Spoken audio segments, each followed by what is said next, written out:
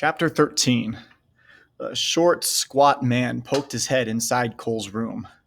Ketchikan can't send a medevac plane until morning, he called out. It's getting dark and weather has set in. The nurse felt Cole's forehead. Looks like you'll be spending the night at Rosie's one-star hotel. Edwin nodded at Cole. If you hadn't guessed, this is Rosie. A rare smile creased his lips. She's the best nurse in Drake. The only nurse, Rosie added. If you live through Rosie, Edwin said, you'll live through anything. Cole shuddered with another spasm of chills as Rosie gave Edwin a light shove. You and Garvey go make yourselves useful, she said. Get another blanket. Garvey handed Rosie the Atau blanket off a chair beside the bed. Here, we brought this in from the island. It's damp, she said. Grab a fresh one from the closet. When Cole spotted the colorful blanket beside him, he felt a sudden warmth. He reached out and grabbed its edge. Garvey studied Cole, letting him clutch the wet Atau as Edwin brought another blanket. He squeezed Cole's shoulder. We'll talk more later. Go get some rest. Cole let go of the Atau and gripped Garvey's arm. I'm not going anywhere, Garvey reassured him. Rosie and I will be here all night with you. Thanks, Cole whispered. Rosie pushed in beside the bed. This might sting a little. She poked a needle into Cole's left arm. I'm starting an IV drip to get some fluids and antibiotics into you. Finishing, she tilted Cole's head up and put some pills gently inside his mouth. Now take these tablets. They should help with the pain.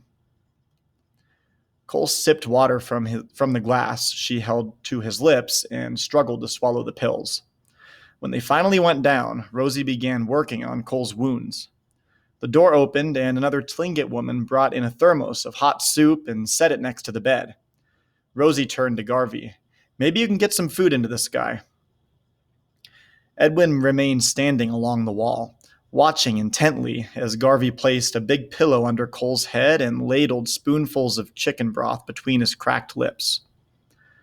Cole's pain dulled as the medication took effect. Sipping soup, he watched Rosie. She worked cheerfully, as if there were nothing in the world she'd rather be doing. When she left the room for more dressings, Garvey turned to Cole. That bear used you for a chew toy. He pursed his lips with concern. I'm sorry for getting you into this. Cole had many things he wanted to explain, but he was too weak and tired now. He shook his head. My fault, he whispered. Garvey glanced at Edwin, who kept his focused gaze. Rosie returned to the bed, her hands filled with rolls of gauze and a brown plastic bottle. Garvey moved away from the bed to give her room. You get some rest while Rosie finishes patching you up, he said to Cole. Can't do much patching, Rosie said. He has broken bones. I wish we had him in a hospital tonight. Cole closed his eyes while Rosie cleaned and bandaged his open wounds. The medicine made him sleepy. Finishing her work, Rosie whispered to Garvey, That bear had quite a time with him. He has broken ribs and maybe a broken pelvis. Add that to hypothermia and a broken leg and arm. I'm surprised he's even talking. Must be a tough kid. Not as tough as he thinks, Garvey whispered back. Edwin murmured, He'll be okay if he ever finds a reason to live. Cole heard everyone's words as he drifted off. He slept troubled, dreaming of people he knew coming toward him out of a misty haze. Each person helped him. Garvey fed him. Rosie fixed his wounds. His father gave him money. Edwin offered him advice, and his mother cleaned him and handed him new clothes. Cole liked being helped. He liked using people. Suddenly, a bolt of lightning struck, and all the people turned into monsters. Everything they had done for Cole faded, and they laughed at him. You fool, they called. Why should we do anything for you? You're nothing. You're a baby-faced con. Cole awoke in a sweat. It was night. He searched the darkness frantically. He heard regular breaths near him in the dark. Garvey, he called, realizing he could talk. Garvey! Garvey's hoarse voice answered. You okay, Cole? Cole heard someone getting up to snap the lights on. Garvey, still wearing his rumpled jeans and faded wool shirt, hurried to his bedside. A door opened from the next room, and Rosie rushed in. What's wrong? She asked. Cole looked at the two of them, his nightmares still haunting him. I had a dream, he said, his voice raspy. People helped me, then they turned into monsters and laughed at me. It was just a dream, Garvey said, resting his hand on Cole's arm. But you two were there. Rosie took Cole's hand in hers. Well, I'm not a monster, she smiled. Maybe Garvey is. Cole didn't smile. Why do you guys help me? Rosie looked at her watch. It sure isn't the pay and good hours. Then she shrugged. Why live if you can't help others and make the world a better place? Cole looked up at Garvey. Why do you help me? Because we're friends. Cole let his frustration show. No, you didn't even know me when you first started helping me in Minneapolis. Garvey studied Cole before answering. You're right. I did it for myself. Cole nodded. That's what I figured. You didn't care about me. That's where you're wrong, Garvey said. I did care about you, but helping others is how I help myself. You need help? Cole asked, surprised. Garvey nodded. I see a lot of myself in you. When I was your age, I spent 5 long years in prison for things I'll go to my grave regretting. I lived my early years here in Drake, but no one cared enough to take me through Circle Justice. If they had, maybe things would have been different. He shook his head with a sad smile. Take my word for it, jail scars the soul, and I was never able to help those I hurt. Cole, Rosie said, touching his bandaged arm. In a few months your body will heal, but time won't heal your mind as easily. Helping others can help heal your wounds of the spirit. Still troubled by his dream, Cole said, There are people who want to hurt me. Rosie squeezed Cole's hand. Those are the people who need your help. I'll bet you weren't a bundle of fun when Garvey first met you. Cole shook his head. How is your pain? Rosie asked. I hurt, Cole said. The Tlingit nurse unwrapped a packet and prepared a syringe and needle. Let's give you something to help you sleep. Give me something to take away the monsters, Cole said. Only you can do that, she answered. Cole slept hard, his first real sleep in many days. When he awoke, a small lamp glowed in the dark near his bed. Rosie was already up, working quietly around the room. When she heard him stir, she snapped on the lights and came over beside the bed. Did you sleep well? She asked. Cole nodded. Let's clean your dressings this morning, she said. The people in Ketchikan think we're witch doctors out here in the sticks. Cole grimaced. The pain had returned with a vengeance. Rosie saw him wince and gave him another shot. Things will hurt worse before they're better, she said. Just warning you so you'll know what to expect. Then she added, but they really will get better.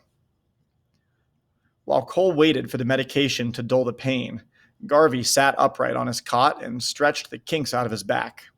He ran a hand through his tousled hair. How about if I get some breakfast? He said. Rosie nodded approval as she hung a fresh IV. Again, she took Cole's temperature and pulse. Then she brought over a paper bag containing his clothes. Here, she said, placing the bag beside the bed. There wasn't much left of your clothes, but I had them washed up anyway to take with you. Cole eyed the colorful towel blanket folded on top of the bag. As Garvey returned with juice and warm oatmeal, Edwin appeared at the door and announced, The plane is in the air. Should be landing in about 30 minutes. He turned to Rosie. After Cole eats, let's get him down to the dock. I've got help coming. By the time Cole finished eating, 2 boys from the village had arrived to help lift him. The boys, both Cole's age, eyed him curiously as they carried him on a stretcher out to a waiting van. Rosie rode beside Cole in the van, holding his IV bag. When they reached the marina, the boys again helped Garvey and Edwin carry the stretcher to the end of the dock. Rosie hung Cole's IV from a dock post. I'll be right back, she said. I need your medical records from the van. The boys followed Rosie, leaving Edwin and Garvey alone with Cole.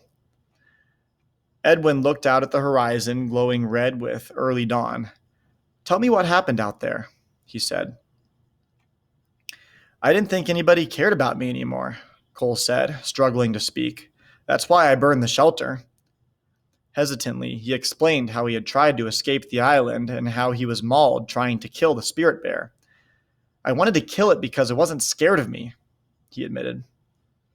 As Garvey and Edwin listened, he continued, telling next about the storm. When Cole had finished, Garvey said, "You may never have to use that arm again. Or you may never have to use that arm again. Life is made of consequences, and you've sure made some bad choices." Cole nodded. "My arm isn't important." Garvey gave Cole a puzzled look. "Why do you say that?" "If I like the cake, maybe the ingredients are okay too." Cole smiled weakly. "A famous parole officer told me that once." Garvey raised an eyebrow. "A famous parole officer let you get mauled by a bear. Now you'll end up in a hospital. When you're released, you'll still have your parents to deal with, and you'll still be facing a jail term. I doubt the hearing circle will consider returning you to the island after what's happened. You realize all that, don't you?" Cole nodded. "I do, but it's okay. Whatever happens now, I'm done being mad." Edwin shook his head. "A person is never done being mad. Anger is a memory never forgotten. You only tame it." He pointed out toward the islands. "Tell me more about this spirit bear." "The bear was pure white," Cole said. "The last time it came, it stood right over me." He spoke in a whisper. "I reached up and touched it." Edwin studied Cole. "Spirit bears live hundreds of miles south of here off the coast of British Columbia, not here in these islands." He shook his head. "We've hunted here since I was young, and so have my parents and their parents. There are no spirit bears around here, except maybe in your mind." Cole started to argue, then remembered the handful of white hair he had pulled off the bear. "Want to bet?" he said, reaching for his pants in the bag beside him. Suddenly he paused.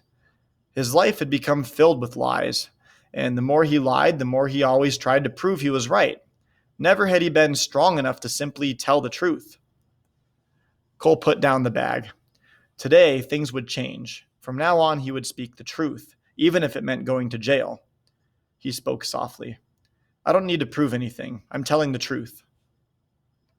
Edwin narrowed his eyes at Cole. Then he turned and walked up the dock. "Looks like I'm going to Ketchikan with you," Garvey said. "I need to go get my things. I'll be right back." As he turned to leave, he winked. "Don't go anywhere."